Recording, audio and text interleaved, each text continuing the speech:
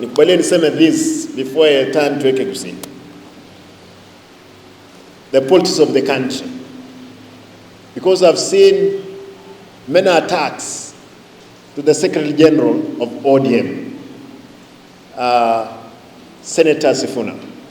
All of you know that Senator Sifuna is the Secretary General of ODM, is the official spokesperson of the party.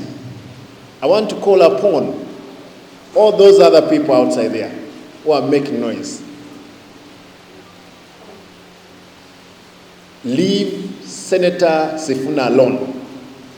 He speaks the mind of the party. This is important to know. He speaks the mind of the party. And we are not yet there. We'll give a position. I know therefore that those ones who believe that Baba is going to AU, now they want to misbehave. They want to become sellouts, tumbocrats. Relax, guys. We are in charge. The party is strong. Yes, we are working with the national government of Mheshimiwa William Ruto, but I want to tell you, our spokesperson who speaks what we stand for, who speaks the thinking of the party, is Senator Sifuna, who is a Secretary General. Is the only person who is authorized to talk on behalf of the party.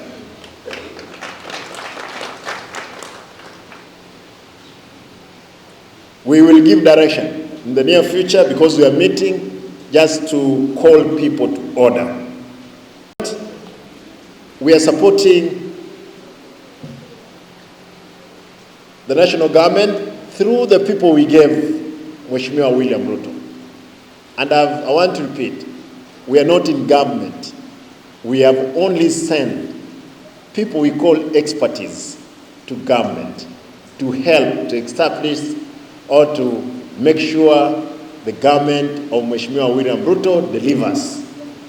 Any other good citizen would want the government of the day to deliver. And exactly, we are those responsible citizens who want to see our country moving forward. If we have an issue with Ruto, we'll have it in 2027. For now, let us pray for him. Let us pray for him. God give him good health. He delivers to his mandate. Therefore, we'll charge him at the time of the ballot. Nganchiri mkuu wa nevi mtevye Kusini.